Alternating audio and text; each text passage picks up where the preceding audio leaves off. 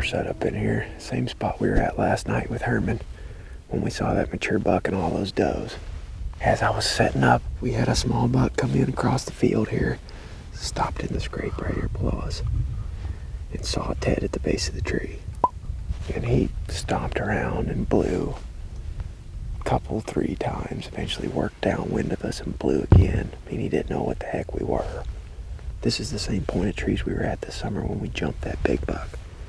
That was back when all this grass was still standing. And since then, somebody has came in here and cut this tree out for a stand or something. A bunch of these branches and stuff are cut in here, which you're not allowed to do, I'm pretty sure. But I got halfway up the tree and realized it, so we just went ahead and climbed up into the tree. But for those of you worried about us cutting shooting lanes, it's not us. Somebody else did it. The plan out of this tree, though, is to hopefully spot a buck moving across this field, either up there on one of those fence rows or transitioning from one draw to the next. It's a good sign that that little buck was coming right through here. There's a bunch of scrapes right underneath the stand here that we walked by in the dark. A couple fresh rubs. There's one big fresh rub right here 15 yards from me.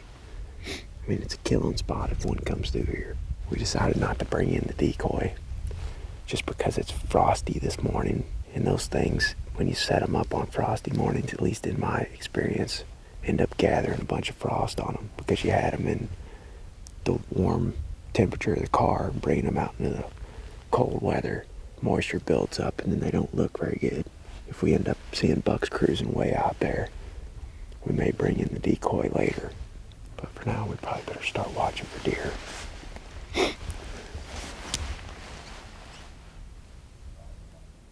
See him? He's looking behind him pretty hard. He's right at the top of the hill out here.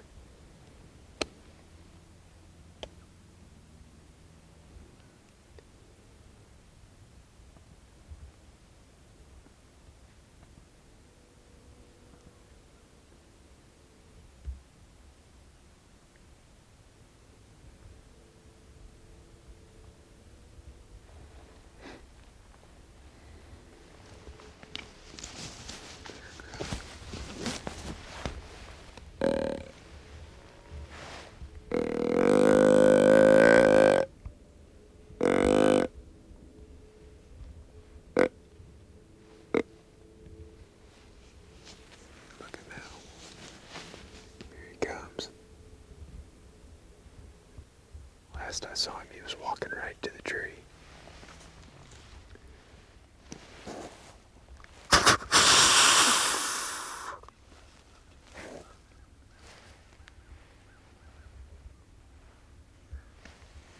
He's coming this way, kind of.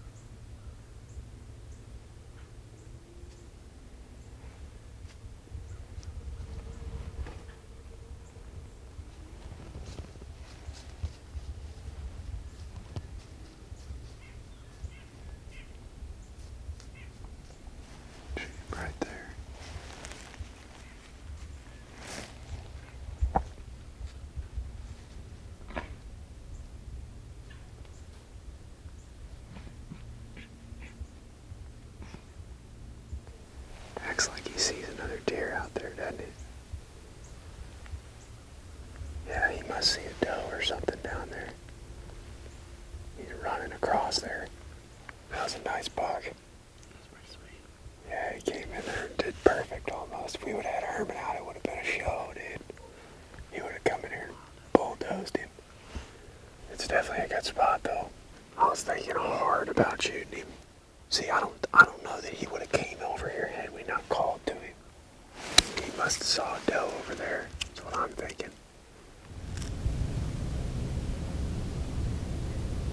There's just got to be bucks all over this with this many does up here. Every deer we've seen has just been super comfortable. Yeah. There's just very little woods on this whole property. And this is the biggest patch here, the one that we're sitting in. And it ain't but what, a few acres maybe of woods. There's a bunch of deer around this thing though. Like you said, they're comfortable in here. They ain't getting messed with. They can see danger from a long way away. I think if this grass was still tall, it'd be even better, but maybe not, because that would attract pheasant hunters. That may be one reason why it's good, is because with it being mowed down like this, pheasant hunters may not be even messing with it. That's the one issue with these smaller grassy areas, is they get a lot of bird hunting pressure, and it doesn't take much to run them out of these little draws. I think we're gonna climb down and go somewhere else midday, and then maybe bring Herman back in here tonight.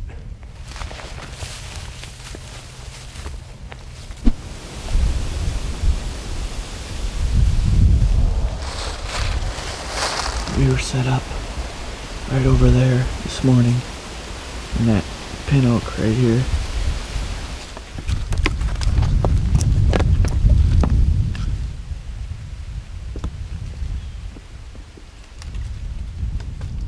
We're set up for the afternoon. We came back in here to the CRP field that we were hunting this morning. We were actually in a tree just like 30 yards west of us this morning when that 10-pointer came in. But we saw this tree on the walk out and thought we could see and shoot more out of it. So we brought Herman in this evening, put him up down here. And this tree is super crooked, so Ted and I had to get in two separate trunks. Deer could come from almost anywhere out here. I mean, the big buck and the doe came from our southeast last night, actually crossed the road from private land to public land and headed this way. A bunch of does came out of that little draw over there, headed this way. Bucks and the does that we saw this morning were over west of us. They're cutting the corn over there to the southwest of us right now. I wouldn't be a bit surprised if deer come from that direction. So if they come from that way, I'm gonna film and Ted's gonna shoot, because I can't shoot to my right down in here. If they come from the east, I'm gonna shoot and Ted's gonna film. So we got both of our bows up here. Hopefully he got all the lanes covered between the two of us. Wind is really good right now. It's blowing straight behind us into this little dried up marsh back here towards the road. You can't really see it from up here at stand height, but down there where the decoy's at, he's actually in a little bowl right there. And that's the advantage of being up here high in this tree, is we can see all the way across the top of this big ridge of CRP. If a buck is coming from 200-300 yards away out there and we call to him, he's got to come all the way over here to the top of this little ridge to see down in here where the source of that sound is, which hopefully will be close enough that he can see Herman and come in and give us a shot. In a perfect world.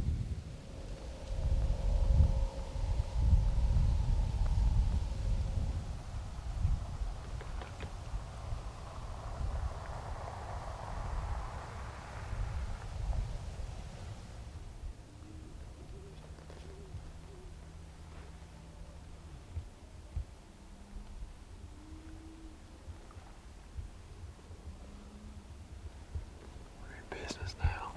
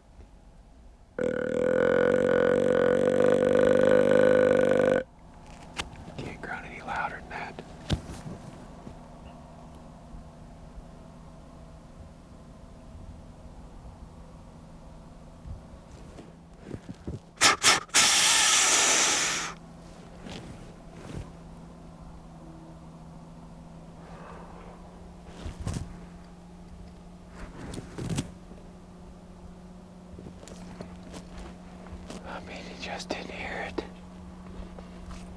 He thought he heard something, but he just could not hear it. Oh, man. That's frustrating.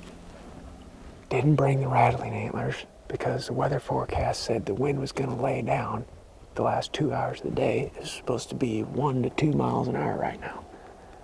It's still blowing like 5 to 10 miles an hour. And those farmers are unloading their grain. So that's making a bunch of noise. The only time when he heard me was when I snort wheezed. I just don't think he turned his head over here and then he went and looked up there at the farmers. Like it took his attention off. And where he's at in the field, Herman's down there in that dip. He's got to hear it and then come to the dip and look over the top. And they went right over to that pond where we almost sat. Yeah, they probably would have smelled us.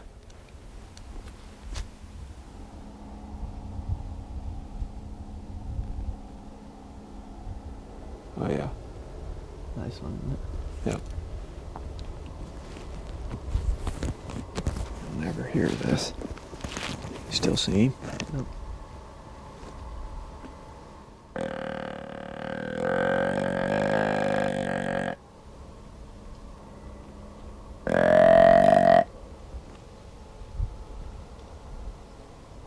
We might be coming. Huh? He's trotting to the left. Huh? See him? Oh, is he coming or no? Well, we're almost out of legal here. I'm just frustrated with myself because I didn't bring those rattling antlers. I almost grabbed them when we left the car a while ago. As you could tell this morning when it was dead calm, there was no other noise whatsoever. He grunted at that buck, snort wheezed at him, he walked over the hill, and then eventually dumped down in there without the decoy. The good thing is we've seen, I don't know how many bucks so far, a handful of bucks on this spot in the last 3 sits and a pile of does. It's just, they move at the first 30 minutes of light and the last 30 minutes of light here because it's so wide open. And as you can tell, when they go across these fields, they're moving pretty quick, so you've got to get their attention fast. I don't know what we're going to do in the morning. Those deer were headed for a pond that's out in the center of this thing that we scouted this summer. And Ted and I almost went there tonight, but the wind isn't perfect. I think if we would have sat there, there's a good chance they would have got our wind. Keep putting your time in out here. Eventually, something goes right. I'm not complaining. I'm trying not to complain. We're seeing bucks. We saw like 4 different shooters today, so that's good. We just gotta get them to cooperate and come in close enough to kill them.